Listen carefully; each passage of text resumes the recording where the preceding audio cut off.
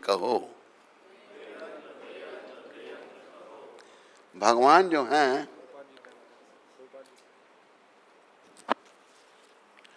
उनका कोई अंत नहीं है, बेअंत है। भगवान का कोई अंत नहीं, ये नहीं कि यहाँ के सब कारणों के कारण कृष्ण है। जो भगवान बेअंत हैं, सब कारणों के कारण है, सब कुछ वही है। तो क्या करना है? निंदा और चर्चा किसी की ना करो, किसी की निंदा नहीं करो, किसी की चर्चा ना करो। हम बद्ध जीव हैं, हमें बीमारी है दूसरों के दोषों को देखने की। ओ ऐसा है, होगा, जरूर होगा। हम कैसे, कभी हमने सोचा? अपने बारे में हम नहीं सोचते, ये भी बीमारी है, रोग है। किसी के सोचने से मेरा लाभ नहीं होगा। अब मेरे अपने सोचने से, अपने दोषों को दूर करने से मुझे लाभ होगा। अब जैसे उस बालक का, जिसका नाम था रास बिहारी दास, 3 दिन पहले वृंदावन में, चौथे दिन आया और वहीं कुछ तकलीफ हुई, शरीर छोड़ दिया। कोई नहीं सोच सकता था ऐसा होगा। नौजवान, पीएचडी, पढ़ा लिखा बहुत।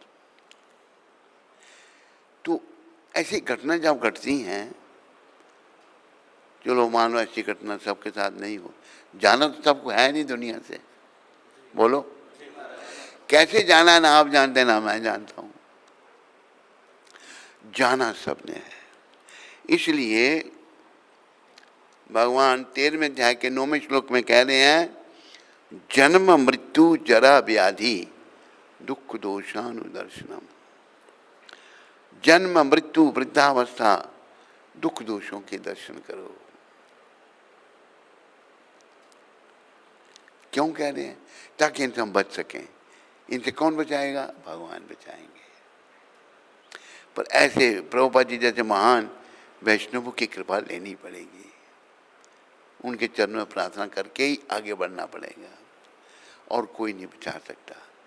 देखो हमारा मन कितना भटक रहा है, कभी कहीं जा रहा है, कभी कहीं जा रहा है, कभी स्त्री में जा रहा है, कभी स्त्री का पुरुष में जा रहा है, कभी घर में जा रहा है, कभी इसमें।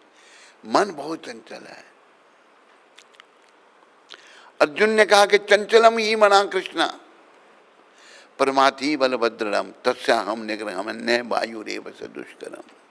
हे कृष्ण, ये मन बड़ा चंचल है। वायु को कोई भले वश में कर ले, पर ये मन वश में नहीं होता।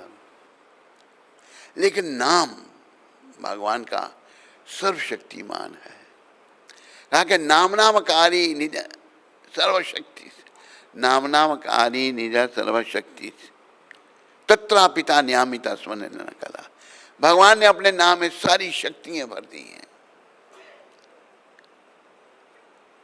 नाम नामकारी बहुधा निज सर्वशक्ति, नाम भगवान के पास। हम पढ़ने का भी समय नहीं हमारे पास, इतनी थोड़ा सा समय है। तो हमें बस नाम का सहारा लेना है, हृदय से नाम को जपना है। नहीं कि बड़ी मुश्किल से एक भक्त ने 16 माला की, दूसरा दिन वो कुछ ढूंढ रहा है। वो क्या होगा भाई, क्या ढूंढ रहा है? तो माला गुम हो गई। नाम कभी छोड़ो ही नहीं। हे भगवान, आपका अकेला नाम ही जीवों का सब प्रकार से मंगल करने वाला है। नाम ही, केवल नाम सब प्रकार से मंगल करने वाला है। कृष्ण गोविंद जैसे आपके अनेकों नाम हैं, लाखों नाम हैं। आपने इन अप्राकृत नामों में, मेरा नाम, आपका नाम प्राकृत है, भगवान के नाम अप्राकृत, आध्यात्मिक हैं। क्योंकि भगवान आध्यात्मिक, उनके नाम भी आध्यात्मिक हैं। इन अप्राकृत नामों में अपनी समस्त अप्राकृत शक्तियां अर्पित कर दी हैं। नामों में जितनी आध्यात्मिक शक्तियाँ इनमें डाल दी हैं भगवान ने। इन नामों का स्मरण और कीर्तन करने में देश काल का भी कोई नियम नहीं है। ये नहीं अभी यहाँ जपना, अभी नहीं जप, कहीं हर जगह। एक बात ध्यान में आई, एक गोपाल जी थे, क्या नाम था उनका, जिनका वृंदावन हम समाधि देख रहे हैं, गोपाल गुरु। गोपाल गुरु जी महाप्रभु के संगी थे, बड़ी महान आत्मा थे। भगवान ने भी देह धारण किया है, तो वो जाते थे, शौच में जाते थे,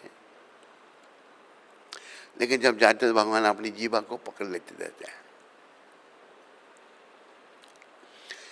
गोपाल जी ने पूछा, भगवान अपनी जीवा को आप क्यों पकड़ लेते हैं? गोपाल, मेरी जीवा को आदत है नाम लेने की, तो गंदी जगह तो नहीं नाम लेना चाहिए। गोपाल जी कहते हैं, महाप्रभु उस गंदी जगह भी आदमी के प्राण निकल सकते हैं। कहते हाँ, प्राण तो कहीं भी निकल सकते हैं। अगर वहाँ भगवान को याद नहीं करेगा तो नरक में जाएगा। भगवान बड़े खुश हुए। असल में भगवान की इच्छा थी गोपाल जी के माध्यम से बुलाने की बात। जैसे महाभारत का सारा युद्ध भगवान ने किया, श्रेय सारा अर्जुन को दिया। भगवान अपने भक्तों को श्रेय देते, करते वो ही, हम आप कुछ नहीं कर सकते। जब महाभारत का युद्ध समाप्त हुआ, पांडवों की विजय हुई, बार्बरिक जो घटोत्कच का बेटा था, राक्षस माँ थी, बाप भी राक्षस था, लेकिन राक्षस पत्नी मतलब माँ से पैदा हुआ था, भीमसेन की पत्नी जो थी। तो घटोत्कच जो है अपनी दादी माँ से बहुत सारी भगवान के बारे में बातें सुनता था। तो दादी कहती थी कि भक्ति करनी पड़ती है, अगर भक्ति पूरी नहीं होगी फिर जन्म लेना पड़ेगा, फिर भक्ति शुरू करनी है जहाँ छोड़ी है। माँ कोई आसान रास्ता नहीं है। हाँ बेटा, आसान रास्ता ही है, कभी भगवान जिसको मार दे उसका भी कल्याण होता है। कहते फिर मैं भगवान के हाथों ही मरूंगा। भगवान ऐसे थोड़ा मारते हैं किसी को, ऐसे नहीं मारते किसी को। तो बड़ी तपस्या की, बड़ी शक्ति अर्जित कर ली उन्होंने। शक्ति जब अर्जित कर ली, महाभारत का युद्ध डिक्लेयर हो गया। 3 बाण रथ पर बैठकर युद्ध में भाग लेने चल पड़े। कौन कौन चल पड़े? बर्बरीक। तो भगवान सर्वशक्तिमान ब्राह्मण का भेष बनाकर, बर्बरीक कहाँ जा रहे हो तुम? ब्राह्मण देवता मेरा नाम भी जानते हैं? कहते हैं मैं सब जानता हूँ। कहते आप कौन है? कहते मैं पांडवों का पुरोहित हूँ, मैं युद्ध में भाग लेने जा रहा हूँ। किसकी तरफ से लड़ोगे? कहते जो तरफ हारेगी उसकी तरफ से मैं युद्ध करूँगा। कहते अगर धर्म उसके पक्ष में नहीं होगा, कहते ये मैं नहीं जानता। हारने वाला अगर अधर्मी भी है तो मैं उसकी मदद करूँगा। ये तो गलत बात थी। भगवान ने कहा ये तो ठीक नहीं है। कहते मैं यही करूँगा। भगवान ने जब चक्र छोड़ा, सर अलग कर दिया। अभी वो हंस रहा है, बार्बरिक हंस रहा है कि प्रभु यही तो मैं चाहता था, आप क्या तो मरना। एक मेरी इच्छा थी, आप क्या तो मरना, दूसरी मेरी इच्छा है महाभारत युद्ध देखने की। चल मैं तथास्तु, तुम जाकर वृक्ष पर रहो, सारा महाभारत का युद्ध तुम देखोगे अपनी आंखों से। महाभारत का युद्ध सारा बार्बरिक ने देखा। अभी पांडवों की विजय हुई, कौरव दल समाप्त हो गया। अब 5 पांडव, द्रौपदी, कुंती माता और भगवान श्री कृष्ण सब इकट्ठे हुए। चलो बार्बरिक के पास चल। बार्बरिक को बुलाया, उनका शरीर, उनका सर आ गया। तो भगवान को मुंह से नमस्कार किया उन्होंने, तो बातचीत होने लगी। नकुल या सहदेव ने पूछा, आपने महाभारत का युद्ध देखा? कहते सारा युद्ध मैंने देखा। तो सबसे बड़ा योद्धा कौन था? बार्बरिक हंसने लगे। द्रौपदी कहती है, आपको पूछा कि बड़ा योद्धा कौन था तो आप हंस रहे हैं? वो बार्बरिक सच्चाई बोलने लगे। भगवान कहते हैं बार्बरिक, वो चुप हो गए। प्रभु, सच्चाई नहीं बोलना भी तो झूठ बोलने के बराबर है। भगवान फिर चुप हो गए। बार्बरिक ने कहा, असल में ये युद्ध कौरवों पांडवों में नहीं था, ये युद्ध कौरवों में और भगवान कृष्ण के बीच में था। मेरे पितामह अर्जुन लड़ रहे थे, जब वो बाण छोड़ते तो भगवान का चक्र साथ में जाता था। भगवान ने ही सबका संहार किया। फिर सबके दिमाग ठिकाने आए। तो भगवान जो हैं अपने भक्तों को निमित्त बनाते हैं। हम कुछ नहीं कर सकते, हम बिल्कुल असमर्थ हैं कुछ करने के लिए। इसलिए हमें भक्त बनना है, भगवान के चरणों में पूर्ण समर्पण। ये श्री, चाहे स्त्री का मेला, चाहे पुरुष का मेला, चाहे गुजरात में मेला, चाहे जम्मू कश्मीर में मिला, चाहे दिल्ली में मिला, इसका एक ही काम है। पर भाग्यहीन आत्मा नहीं समझती। प्रभुपाद जी हम भाग्यहीन लोगों को भाग्यशाली बनाने के लिए आए हैं। अगर हम भगवान को नहीं समझते, भक्ति नहीं करते, हम भाग्यहीन हैं। क्यों? अंतिम समय आ जाएगा तो भगवान का सिमरन नहीं होगा, क्योंकि हमने भगवान के चरण में मन को ही नहीं लगाया। मन तो विषय विकारों में, स्त्री का पुरुष में, पुरुष का स्त्री में लगा हुआ है। भोग विलास में हम पड़े हुए हैं, नश्वर संसार में शाश्वत घर बना रहे हैं। इससे हमारा कल्याण नहीं है। हमारा कल्याण केवल कृष्ण की शरण में है। कृष्ण के चरणों में अपने जीवन की डोरी सौंपने में है। दीना बंधु दीनानाथ, मेरी डोरी तेरे हाथ है। ऐसा मन बनाना कि मैं भगवान पर निर्भर हूं।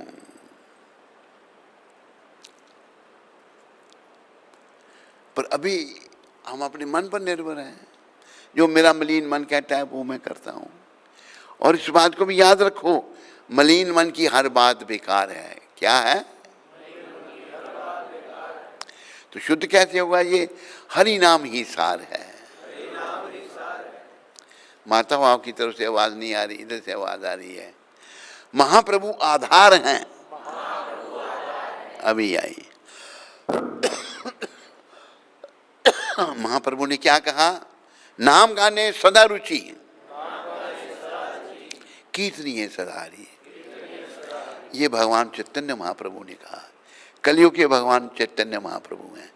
सदा नाम गाने में रुचि पैदा करो, सदा कीर्तन करते रहो। क्यों? जैसे बालक का मैंने उदाहरण दिया, बड़ा प्रचारक गौड़िया मठ का था। ये बड़ा अभी अमेरिका से आया था, अपने बस्तर अमेरिका में छोड़ के आया। कहते फिर मैं आ रहा हूँ, दिसंबर जनवरी में फिर आऊँगा। बड़ा जाना, प्रचार करना, लेकिन ये पता नहीं है मैं चला जाऊँगा दुनिया से। इसकी माता से मेरी बात हो रही थी। इसका पिता चला गया, वो भी प्रोफेसर था, डॉक्टर PhD। पिता का सब इसने अंतिम सब कुछ बहुत बड़ी अच्छी तरीके से किया। तो माँ कहती तूने अपने पिता का बड़ा अच्छी तरह किया। कहते माँ तेरा मैं ऐसा ही करूँगा। कहती क्या बातें कर रहा है, मैं भी जिंदा हूँ तो ऐसे ही करेगा मेरा। तो माँ ने मुझे बताया। वो ये पता नहीं माँ कैसे करेगा कि अपना पहले हो जाएगा। कोई पता नहीं आपको किसी को कब क्या होगा। इसलिए ऐसी बातों को देखते हुए हमें माताओं और भक्तों और इंटरनेट में सुनने वाले भाइयों बहनों, माताओं, बालकों, बालिकाओं, भगवान पर समर्पित होना, भगवान के चरणों में समर्पित होना सीखो। वही जीवन की सफलता है और सब विफलताएं हैं। अगर आप अरबोंपति बन गए ना, करोड़ों नहीं अरबोंपति, जब यमदूत लेने आएंगे आपके अरबों रुपये बचा सकते हैं? बोलो। गुजरात में बचाते होंगे, कहीं नहीं बचाते, अंत में बचाने वाले केवल कृष्ण हैं। अंत में हमको यमदूतों से बचाने वाले केवल कृष्ण हैं। चैतन्य चरितामृत में कहा है, अकाला ईश्वर कृष्ण आर सब अभृत्य, नियंता कृष्ण हैं, बाकी सब उनके सेवक हैं। जिसमें ब्रह्मा, शिव, इंद्र, चंद्र सारे देवी देवता भगवान के सेवक हैं। अभी जैसे शंकर भगवान ने, आदि शंकराचार्य जो शंकर के अवतार थे, उन्होंने क्या कहा, पुनरपि जननम पुनरपि मरणम। हम सबको कह रहे हैं पुनरपि जननी जठने शयनम, तेरा बार बार जन्म हो रहा है, तेरी बार बार मृत्यु हो रही है, और बार बार तू माँ के गर्भ में जठराग्नि का कष्ट भोग रहा है। माँ के गर्भ में जब बच्चा होता है ना, बड़ा कष्ट भोगता है, बहुत कष्ट।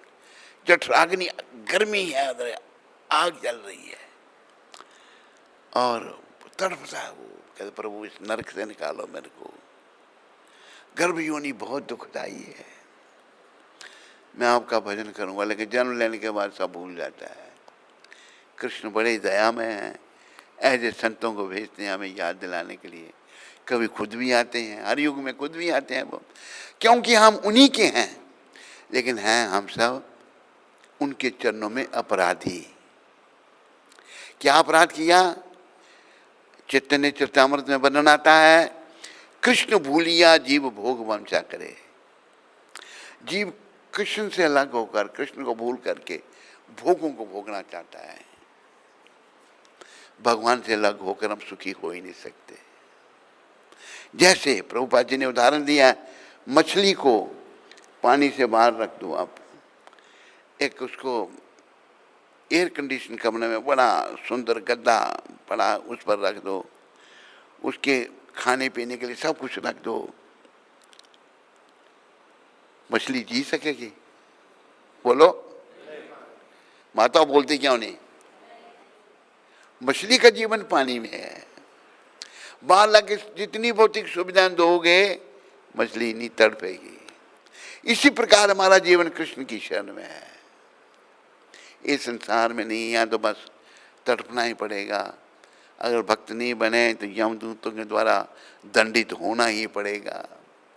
ऐसे संत समझाते हैं, हम खुद नहीं समझ सकते, जो भगवान के शुद्ध भक्त हैं वो समझाते हैं। और भगवान के ही स्वरूप भगवान वेद व्यास अवतार हैं, उन्होंने गरुड़ पुराण में सब कुछ बताया है। लोग गरुड़ पुराण की कथा कब करते हैं? जब कोई मर जाए। वो तो मर गया, अभी कथा पढ़ने से क्या लाभ? उसको पहले जीवन में गरुड़ पुराण पढ़ना चाहिए था। भाई ये कर्म करेंगे, करूँगा तो ये फल मिलेगा, ये करूँगा ये करूँ मिलेगा, भक्ति करूँगा तो भगवान मिलेंगे। हमें जीवन काल में इन बातों को जानना है और भगवान के चरणों में मन को लगाना है।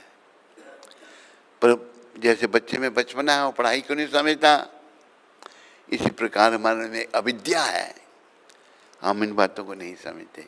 इस अविद्या को दूर करने का एक रास्ता है, भगवान चैतन्य महाप्रभु ने कहा है, नाम गाने सदा रुचि। माता आपकी तरफ से आवाज क्यों नहीं आती? अभी माता है, नाम गाने सदा रुचि, ऐसे मिलकर बोला करो ना। कीर्तनीय सदा हरि, ये नहीं अभी नाम जपा।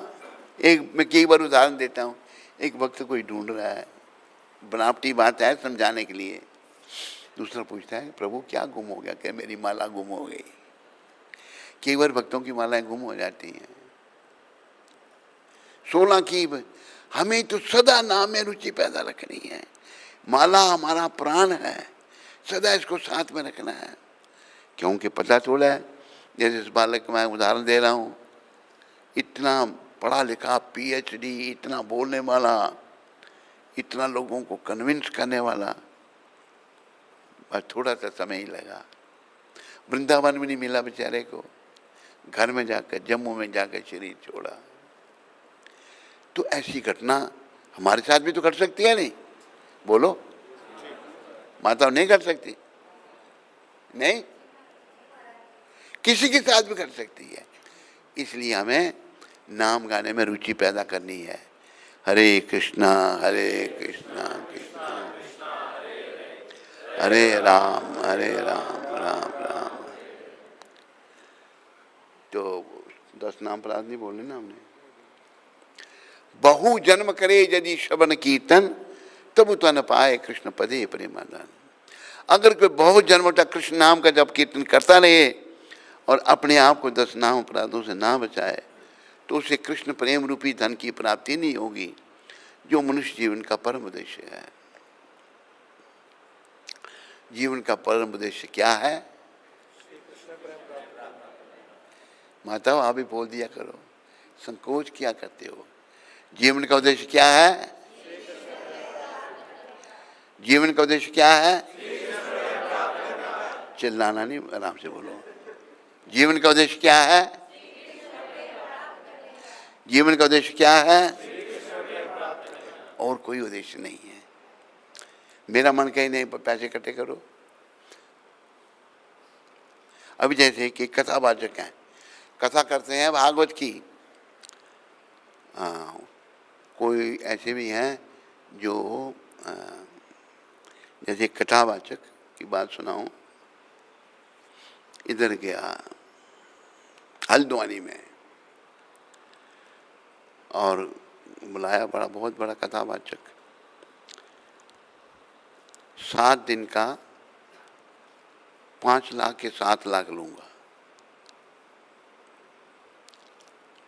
उनके पास, लोगों के पास हल्द्वानी 4 लाख इकट्ठा होगा बड़ी मुश्किल से। कहते हमारा 3 लाख अभी नहीं है, बाद में इकट्ठा करके दूंगा। अगर पूरा नहीं करके दोगे मैं अनशन पे बैठ जाऊंगा, यहाँ अनशन पे बैठ जाऊंगा। अनशन समझते हो नहीं? गुजराती भाषा में समझ आता है?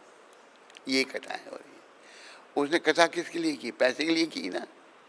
अरे पैसे के लिए सारी दुनिया काम कर रही है, हमने भगवान के लिए काम करना है, तभी तो भगवान के मिलेंगे। पैसे के लिए काम करेंगे तो भगवान मिलेंगे? बोल मिलेंगे? हम सब पैसे के लिए तो कर रहे हैं, कृष्ण के लिए काम करना है। कृष्ण के लिए काम करने वाले ये बैठे हैं संत आपके यहाँ। इन्होंने कार्य किया, अमेरिका गए, पैसे बनाने के लिए नहीं, भक्त बनाने के लिए। कैसे बनाए? नई जगह बना, बड़े कष्ट सहन किए। शुद्ध भक्त ने सब कष्ट सहन किए। शुरू कैसे किया प्रचार करना? पार्क में कुछ लोग बैठे हुए थे, हिप्पी लड़के लड़कियां। हिप्पी मतलब ना नहाना, ना धोना, ना खाने का ठिकाना, बड़े बड़े घरों से लड़के लड़कियां हिप्पी बने हुए। माँ बाप कुछ नहीं कर सकते उनको। हिप्पी बैठे हुए कीर्तन करना, फिर प्रवचन करना। इतनी भक्ति इनमें थी, भक्ति में इतनी शक्ति कि वो हिप्पी लोग, गए गुजरे लोग, उन्होंने जब सुना, इनके आगे पीछे बैठ के 10-15 जितने भी थे, सब पर प्रभाव होने लगा और उनके जीवन बदलने लगे और इतना बड़ा आंदोलन खड़ा कर दिया। हिप्पियों से आंदोलन खड़ा हुआ था। शुद्ध दिवस, जैसे भागवत में लिखा है, नायम देख देख भाजा न लोके कष्टा न काम हरते बिड़ बुझाम जे तपो दिव्यम पुत्र काये न सत्यम शुद्ध ये समाज ब्रह्म सौख्यम तवंतम। ये मेरे पुत्रों, ये शरीर इंद्रियों के तर्पण के लिए नहीं है। ये तो गंदगी खाने वाला सुअर कुत्ता जो है ना, वो भी इंद्रियों के तर्पण करते हैं। सुअर के लिए माँ भी पत्नी, बहन भी पत्नी और बेटी भी पत्नी। कुत्ते के लिए भी यही, बहन भी पत्नी, माँ भी पत्नी, बेटी भी पत्नी। ये तो सुअर कुत्ता भी कर रहे हैं। ऋषभ भगवान समझा रहे हैं। बिड़ुबजाम कहते हैं गंदगी खाने वाले पशु। मनुष्य किस लिए मिला? फिर तपो दिव्यम पुत्र का ये न सत्य, इसमें ये इंद्रियों का तर्पण नहीं करना जो कुत्ते बिल्लियां भी करते हैं। तपस्या करनी है। पुरुष का मन स्त्री में लगा, उधर से हटाना है। स्त्री का मन पुरुष में लगा, उसे उधर से हटाना है। हरि चरणों में लगाना है। गृहस्थी अगर अच्छी तरह से गृहस्थी है, गृहस्थाश्रम की अनुमति है।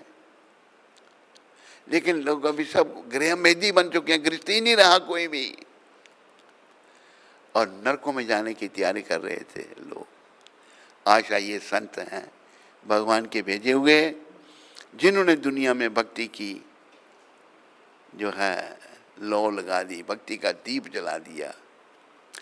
आज उस पर चलना या नहीं चलना हमारे ऊपर है। मैंने एक व्यक्ति को कहा, मैंने कहा प्रभुपाद जी ने ये कहा है तो हमें इसको ऐसा पालन करना चाहिए। अनुयायी बने हैं प्रभुपाद जी के, कर रहे हैं मनमर्जी, तो फिर कल्याण होगा मनमर्जी करने से? बोलो, नहीं होगा। हमने वो करना जो प्रभुपाद जी ने कहा है। प्रभुपाद जी ने क्या कहा है? Srila Prabhupada spoke very strongly about our society not existing for the purpose of sense gratification. अनुवाद करते जल साथ साथ में माइक लेकर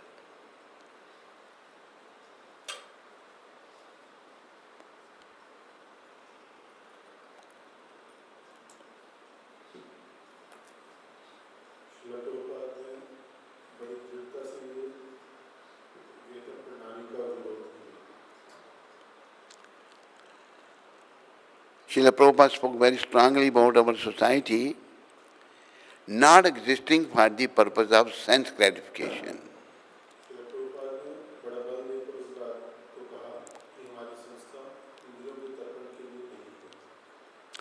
This was in connection with paying salaries to devotees.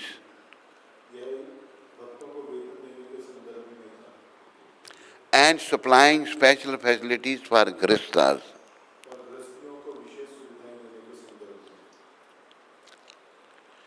If Grihasthas were rendering essential service, अगर गृहस्थी लोग बहुत आवश्यक कार्य में सहयोग कर रहे हैं,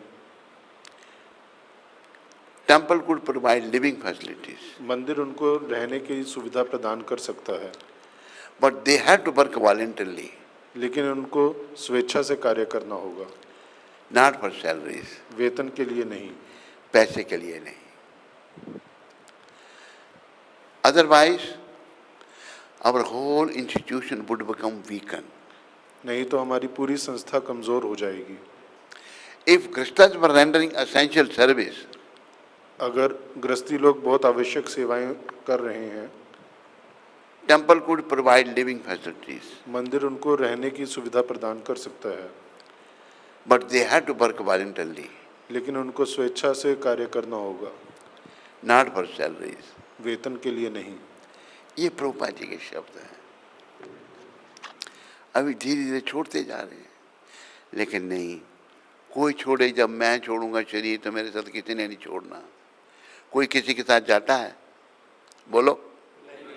एक दूसरे की नकल तो हम कर लेते हैं, लेकिन जाने के टाइम हमारे कर्म से आ जाते हैं और कोई नहीं जाता. कृपा करके सारी इस बात का ध्यान रखो, जो प्रभुपाद ने कहा वो पालन करो, क्योंकि हम एक दिन, कब आएगा ना मेरे को बताया ना आपको, बहुत बड़ी परीक्षा में बैठने वाले हैं. वो परीक्षा संसार से जाने की है, बहुत बड़ी परीक्षा. नहीं बोलो. अभी हम हर चीज से मोहग्रस्त हैं, अटैच हैं. सब कुछ छोड़ने के लिए कहा जाएगा. तो कैसे जाना अच्छा होगा? अगर भगवान की शरण में नहीं होंगे तो मलमूत्र का त्याग हो जाएगा. यमदूत दिखेंगे, जबरदस्ती यमदूत जो हैं आत्मा को शरीर से निकालते हैं और यम पाश में बांध करके उसको ले जाते हैं. उसको तुरंत एक यातना देह मिल जाती है, कष्ट भोगने के लिए शरीर मिल जाता है, और उसको बांध कर घसीटते हुए काटते पीटते बुरी गति से ले जाते हैं. ये बातें कहने की नहीं है, सभी सच हैं. ऐसा गरुड़ पुराण में लिखा है. तो हमें जो है उसका चिंतन करते हुए अपने जीवन को सार्थक करना है, और जीवन की सार्थकता भगवान के श्री चरणों में है. 10 नाम प्राप्त बोलिए. हैं? कहाँ पहुँचे थे?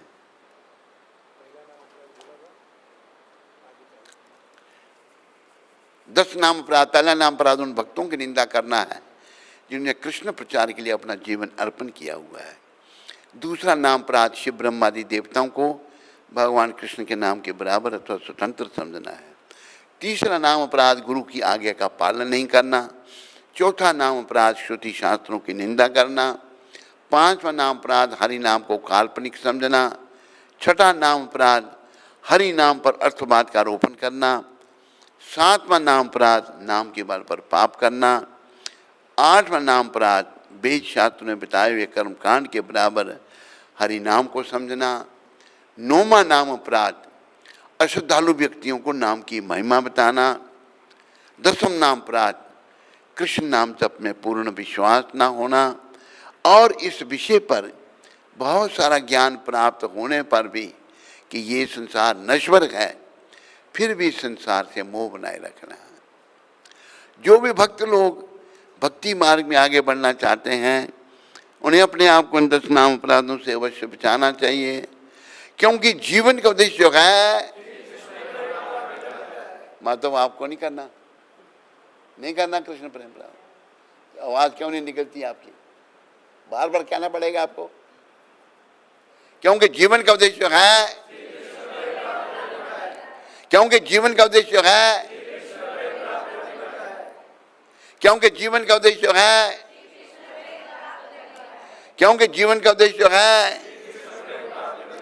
इस शब्द कानों में गूंज लीजिए, कृष्ण प्रेम और कुछ नहीं। बाकी सब नरक का द्वार। जप करते समय जप की ओर ध्यान न देना, ये भी एक नाम अपराध है। नाम भगवान का नाम और भगवान में कोई भेद नहीं। बड़े भाव से नाम जपने का प्रयास करो। प्रभुपाद कहते हैं शुरू में अपराध युक्ति नाम होगा, पर अपराध युक्त जपते जपते जब थोड़ी शुद्धि होगी फिर ठीक होना शुरू हो जाएगा। प्रभुपाद जी ने हर दोष का रास्ता निकाला, कैसे दूर किया जाए। ऐसे संत ना हुए ना होंगे। इनके चरणों को पकड़ो, इनकी पुस्तकें पढ़ो, इनके बताए हुए रास्ते पर चलो और अपने जीवन को सफल करो, नहीं तो भाई जीवन विफल है। आज 29 तारीख है। आज की शिक्षा ये जयानंद को पत्र में लिखा था प्रभुपाद जी ने। यदि तुम्हारी चेतना श्री कृष्ण में लीन रहती है तो तुम सदैव सन्यासी हो। अगर तुम्हारी चेतना हर समय कृष्ण का चिंतन कर रही है, श्री कृष्ण में लीन है तुम्हारी भावना चेतना, तुम सन्यासी हो। कृष्ण के चरणों में ही मन नहीं लगता हमारा। मन कभी इधर जा रहा है, कभी उधर जा रहा है, कभी भटक रहा है। तो ये एक ही लाइन लिखी है यहाँ पर, यदि तुम्हारी चेतना जो भावना श्री कृष्ण में लीन रहती है तो तुम सदैव सन्यासी हो।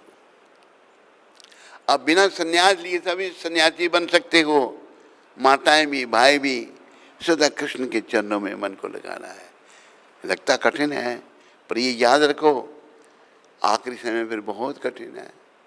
अगर हम कठिन समझ के अभी इस चीज़ को छोड़ देते हैं, आखिरी समय इतना कठिन है कि यमदूत यमदंड चलाएंगे और प्रायः लोगों का मल मूत्र त्याग हो जाता है। मल मूत्र का लोग प्रायः त्याग कर देते हैं क्योंकि इतना कष्ट उनको हो रहा है और मल मूत्र के रास्ते से प्राण निकलते हैं और घोर नरक में जाना पड़ता है।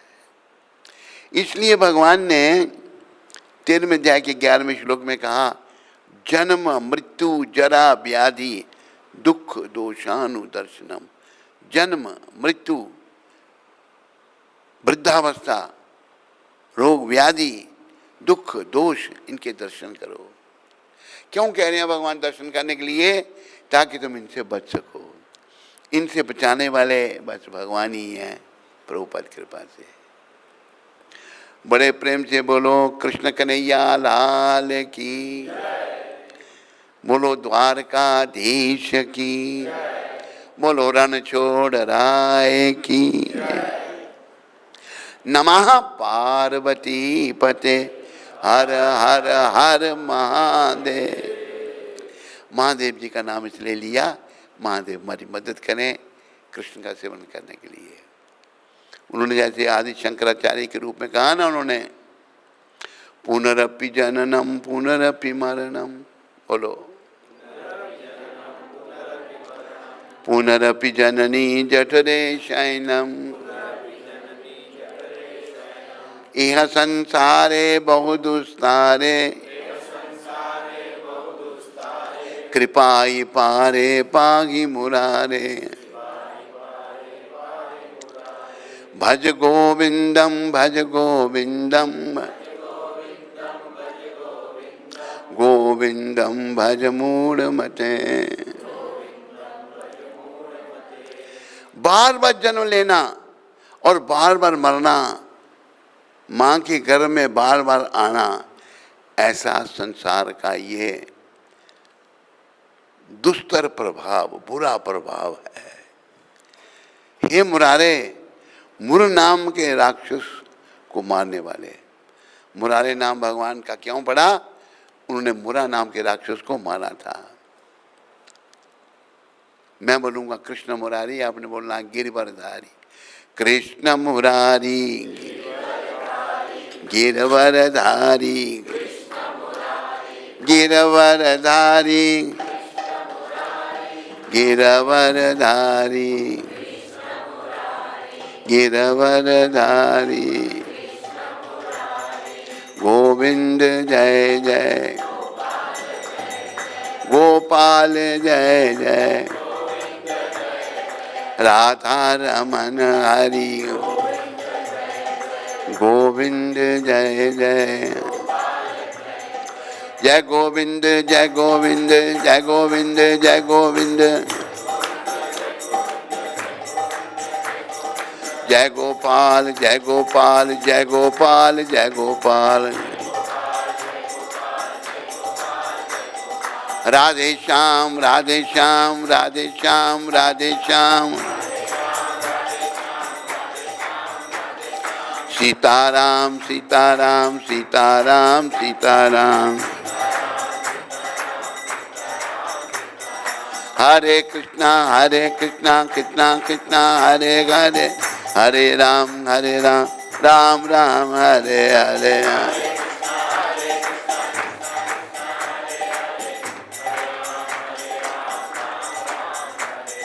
हरे कृष्णा कृष्णा कृष्णा हरे हरे, हरे राम राम राम हरे हरे।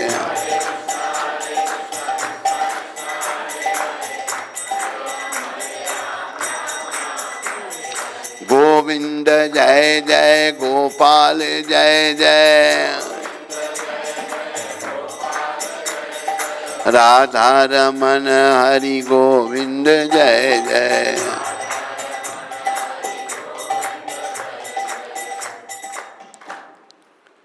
बार बार जन्म लेना और बार बार मरना, बार बार माँ के गर्भ में आना, ऐसा इस संसार का ये बुरा प्रभाव है। हे मुरारे, मुरा नाम राक्षस का वध करने वाले, अपनी अनंत दया से मेरा उद्धार करो।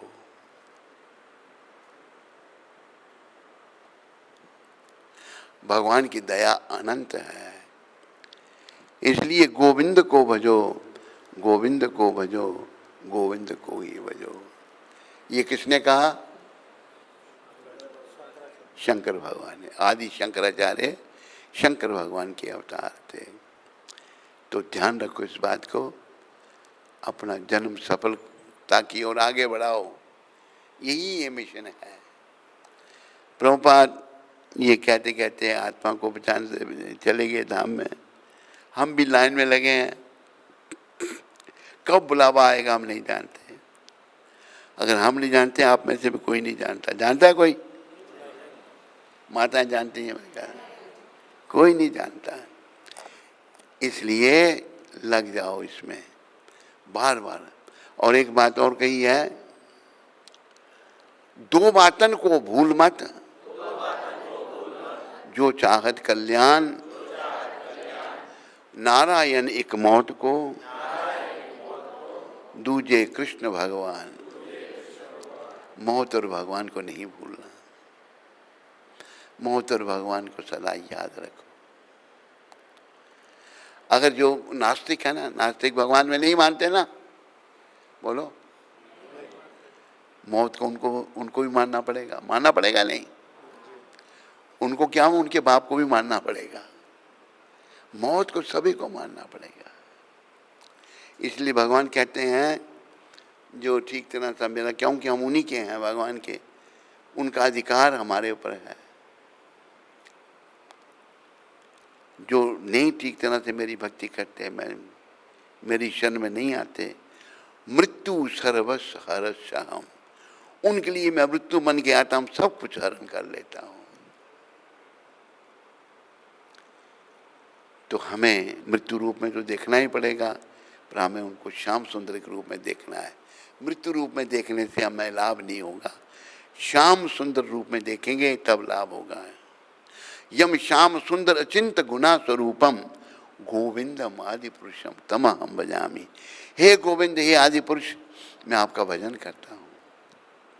ये ब्रह्मा जी ने प्रार्थना की थी भगवान से। देखो हम और आप क्या भगवान को पहचानेंगे। ब्रह्मा जी जब 5000 साल पहले बाल लीला कर रहे थे, क्या कलेवा कर रहे थे। जब भगवान छोटे थे, बाल अवस्था में, तो बछड़े चराते थे, बड़े हुए तो गायें चराई भगवान ने। तो कलेबा हो रहा, भोजन हो रहा है। कभी ब्रह्मा जी आ गए देखने के लिए, भाई अवतार हुआ है। तो देखो ब्रह्मा जी भी भ्रम में पड़ गए। ब्रह्मा जी हमारी संप्रदाय के बड़े हैं, ये संप्रदाय ब्रह्मा जी की है, ब्रह्म माधव गौड़ीय संप्रदाय। देखा कि आप भगवान कलेवा कर रहे हैं, कभी अपना सखा अपना जूठा भगवान के मुंह में दे देता है, भगवान खा जाते हैं, कभी भगवान उनके मुंह में दे। बच्चे वो जो बालक थे ना, कृत पुण्य पुंज, उन्हें बड़े पुण्य किए हुए जो भगवान के सखा बने हुए हैं। कई जन्म जन्मांतर के उनके पुण्य थे कि भगवान का संग उनको मिला, भगवान के साथ वो सखा रूप में है। वो सारी महान आत्मा है। भगवान तो अपने भक्तों का जूठा भी खा लेते हैं। शबरी कितनी महान थी, स्त्री थी, बेचारी अनपढ़ गंवार, कुछ नहीं जानती, लेकिन भाव इतना उसका ऊंचा था। भगवान शबरी के पास जब आए, दंडक वन, गुजरात में ही है वो दंडक वन, तो क्या कभी उधर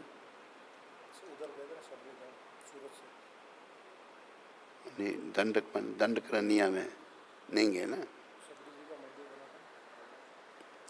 दंडकरनिया, दंडक में। तो वहाँ पर जब भगवान आए तो बहुत ऋषि मुनि वहाँ तपस्या कर रहे थे। सब यही कि भगवान दर्शन देंगे हम, पर भगवान पूछते हैं शबरी कहाँ रहती है। लोग, वो ऋषि मुनि बड़े चकित, पूछते पूछते शबरी के पास आए। शबरी ने बड़ा स्वागत किया। देखो भगवान को लोग भोग लगाते हैं, यहाँ भगवान शबरी को कहते हैं माते हमें भूख लगी है।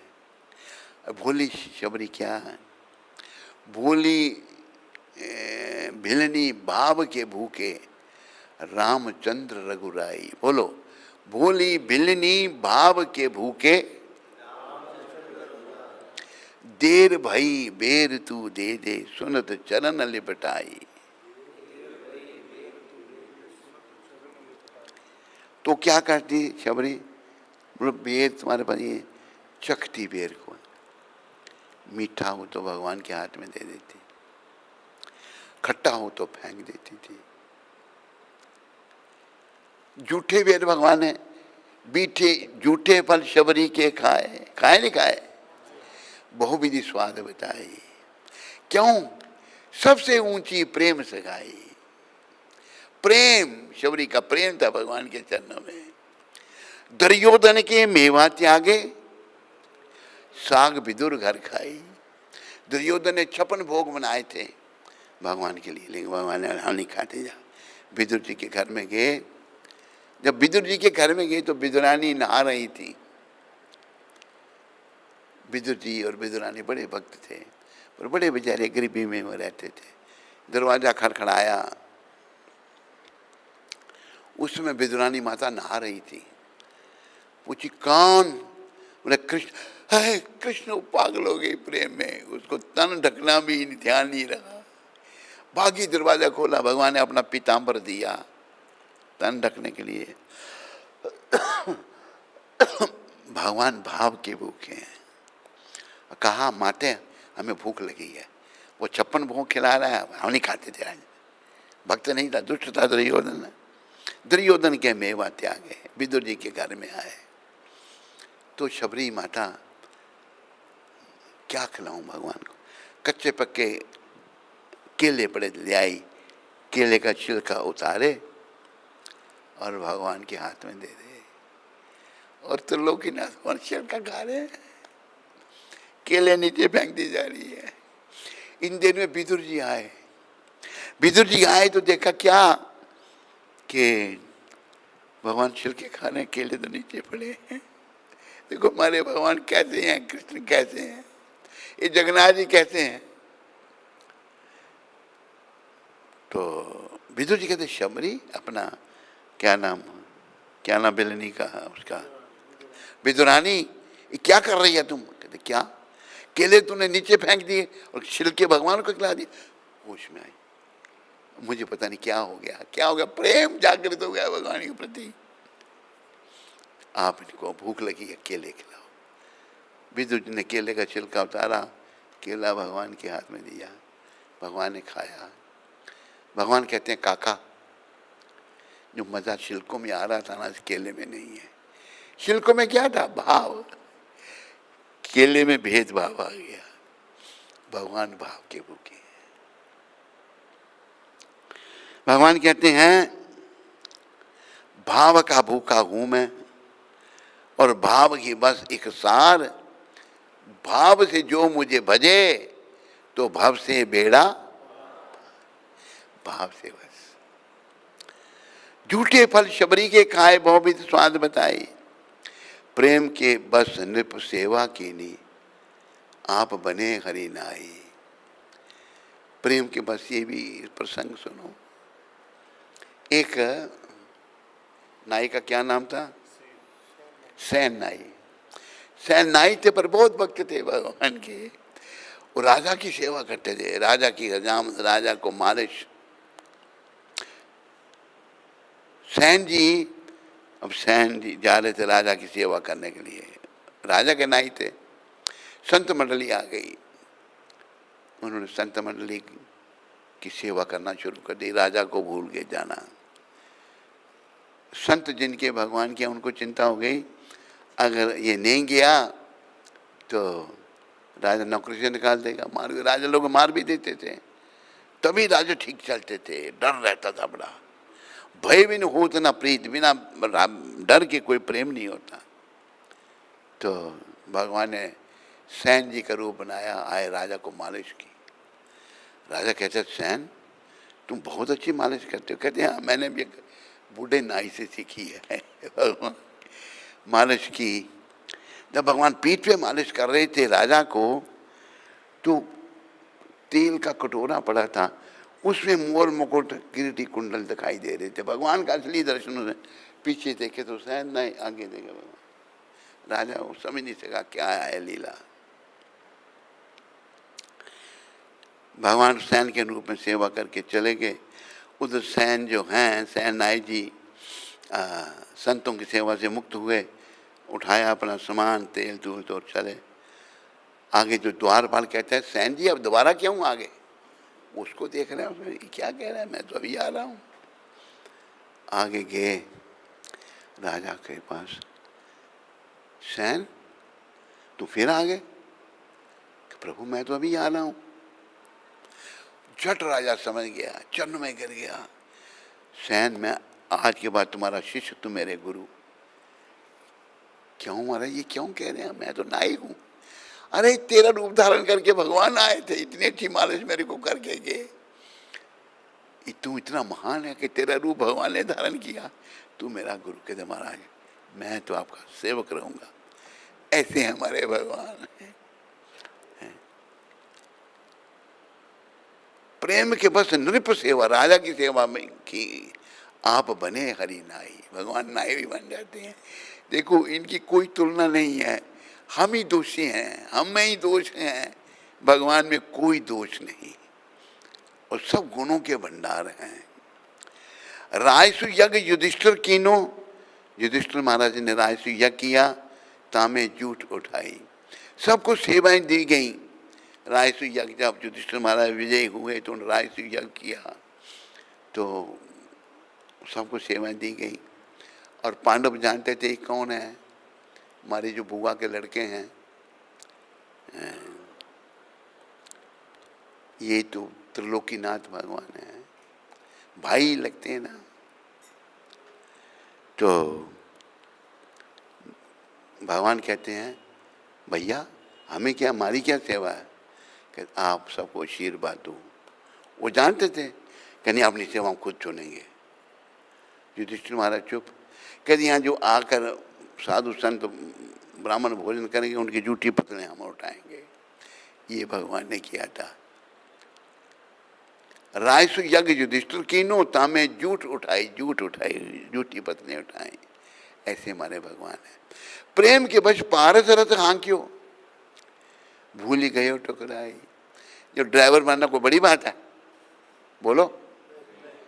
ड्राइवर तो छोटी भी है ना, लेकिन भगवान अर्जुन से इतना प्रेम, उन्होंने भगवान को ही मांगा ना, उन्होंने कुछ ही सेना नहीं मांगी भगवान की। तो प्रेम के बस पारस रथ उनका, अच्छा मैं तुम्हारा साथी बन, रथ चला रहे हैं। ये भूल गए कि मैं त्रिलोकीनाथ हूँ, ठकुराई हूँ, ठाकुर हूँ, सबका मालिक हूँ। ये ऐसे हमारे भगवान है। ऐसी प्रीति बढ़ी वृंदावन, वृंदावन में ऐसा प्रेम बढ़ा, गोपियों ने नाच नचाई। गोपियाँ भगवान को नाच नचा रही हैं, नाच रहे हैं त्रिलोकीनाथ। जो सारी दुनिया को नचाते हैं उनको गोपियाँ नचा रही हैं, कि उनका सच्चा भाव था उनके। ये सूरदास जी का भजन है, सूर क्रूर यही लायक नाही। सूरदास जी अपने को कह रहे हैं बड़ा निर्दयी हूँ मैं। शुद्ध भक्त ऐसे ही होते हैं। सूरदास जी मैं इसके लायक नहीं हूँ, कहाँ लग करूँ बढ़ाई, कहाँ था प्रभु आपकी बढ़ाई करूँ, मैं लायक इसके योग्य नहीं हूँ। भगवान की बढ़ाई कोई नहीं कर सकता, उनकी तो असीम उनकी बढ़ाई है, उनकी बढ़ाई की कोई सीमा ही नहीं है। इसलिए ऐसे भगवान की शरण में हृदय से आओ और अपना जन्म सफल बनाओ। हृदय से आओ। देखो गुरु महाराज को भेजा था भगवान ने, उनका तो जीवन सफलता, वो तो धाम में गए, लेकिन सारी दुनिया में भक्ति का संदेश छोड़ के गए। अभी इनकी कृपा से हमने भक्ति करनी है और भक्ति का प्रचार करना है। कैसी भक्ति करनी है? कैसी भक्ति करनी है? इसने हाथ रखा जैसे, कैसी करनी है? निष्काम। तो टाइम लगा जवाब देने में। कुछ नहीं चाहिए सिवाय कृष्ण के प्रेम के। क्या चाहिए? कुछ नहीं, कृष्ण प्रेम। अब सबको चाहिए नहीं कृष्ण प्रेम? जिसको नहीं चाहिए वो हाथ खड़ा करो। तू कहाँ चला गया था? अरे फोन जरूरी होता है, इसने बंद रखा करो फोन को। यहाँ सत्संग हम चिल्ला रहे हैं, तुम फोन सुन रहे हैं। इस समय कोई फोन नहीं सुनना, आज तो बाद में कर लेगा वो। इमरजेंसी थी कोई? फिर कैसे तो बीच में कथा छोड़ के चला गया। तो हमें कृष्ण से प्रेम करना है और कृष्ण प्रेम का प्रचार करना है, तब हम ही बचेंगे और दुनिया भी बचेगी। नहीं तो भाई बड़े आगे हालत खराब होने वाली है। 2028 में मात्र कितने करोड़ लोग रह जाएंगे? 2028 से 2032 तक कितने लोग रह जाएंगे?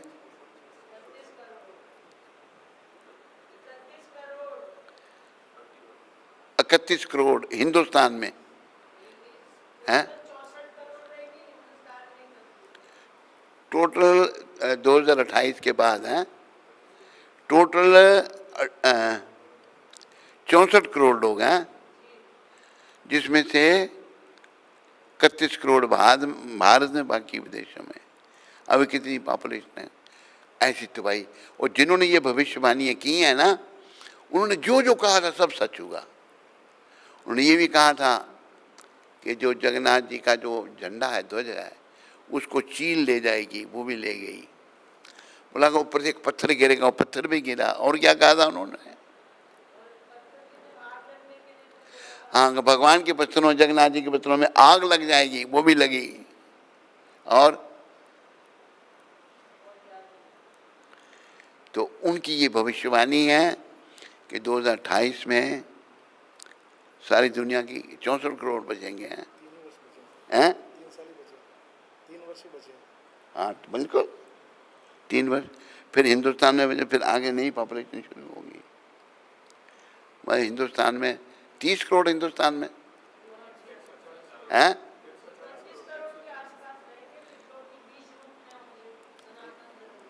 हाँ, जो भक्त होंगे वो बचेंगे, भक्त नहीं होंगे वो नहीं बचेंगे। तू बड़ा खुश है, तेरा दांत निकाल रहा है, तेरे पीछे बैठा, तू बड़ा खुश हो गया। कोई नहीं बचेगा तो खुश है। कहाँ से आया तुम? क्या नाम तेरा? शांतनु दास। कहाँ से आए? ये बेसिकली बंगाल से। किसका चेला है? अच्छा, तू बड़ा खुश है, सब खत्म हो जाएंगे। शांतनु दास बहुत खुश है। ऐसे कर रहा। अरे दुख की बात है, पता नहीं हम भी बचेंगे या नहीं बचेंगे। जिन्होंने ये भविष्यवाणियां की थी, माता को दो जरा माइक, वो सब ठीक तरह बताएगी। भाग के जल्दी से माता को माइक दे के आओ, जल्दी इधर से जाओ भाई, आगे से वो तो घंटा लगाएगा जाने में। हरे कृष्णा कृष्णा कृष्णा हरे हरे, राम राम राम। बोलो।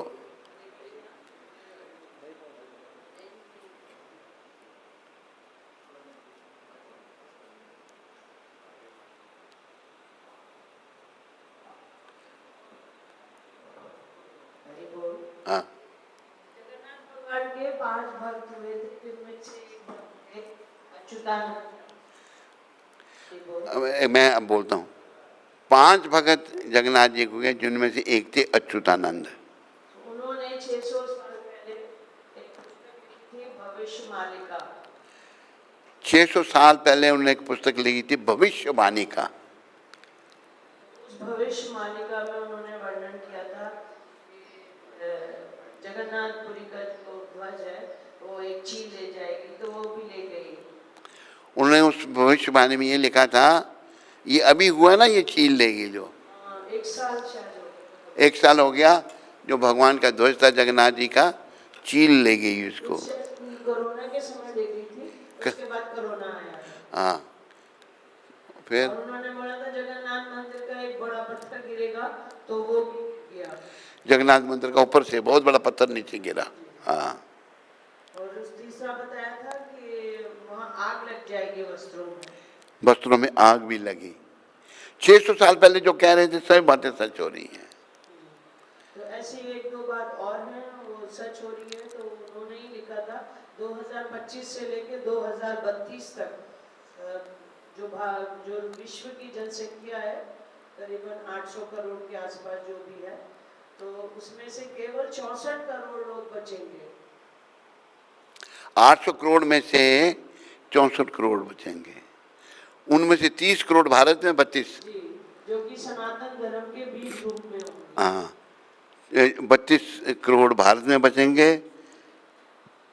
और विदेशों में कितने? वही आधे बचेंगे विदेशों में पूरे। हाँ, जगह जगह सब दुनिया खत्म हो जाएगी। और वही लोग बचेंगे जो निष्काम भाव से, जो सच्चे भाव से अपने दिनचर्या नियम से भगवान की भक्ति करेंगे, वही लोग बचेंगे। जो निष्काम भाव से अपनी दिनचर्या का पालन करते हुए भगवान की भक्ति करेंगे, 3 बार संध्या करेंगे, जैसे 3 बार गायत्री जपते हैं, तो वही बचेंगे, बाकी सब साफ हो जाएंगे।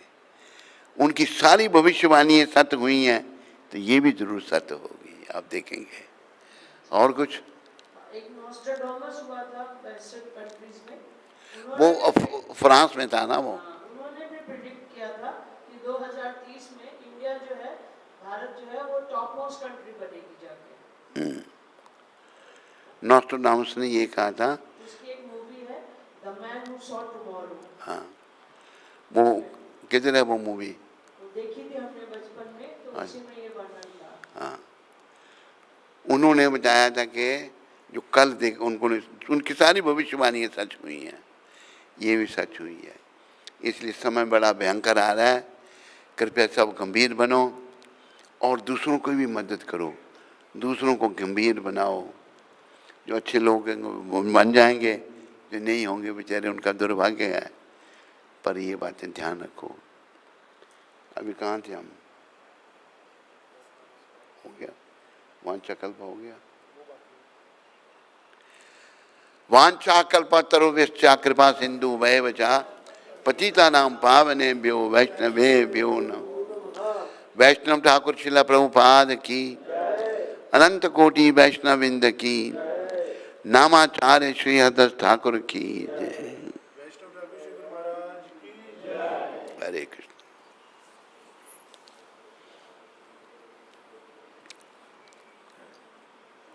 कोई प्रश्न तो नहीं है तेरे पास? तेरे पास है? इधर किसी को कोई प्रश्न तो नहीं?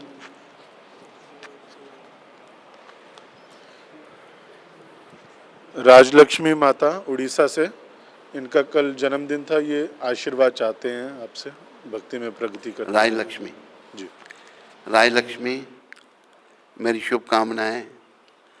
प्रभुपाद जी के चरणों में प्रार्थना करो कि तुम्हें भक्ति का दान दें। बस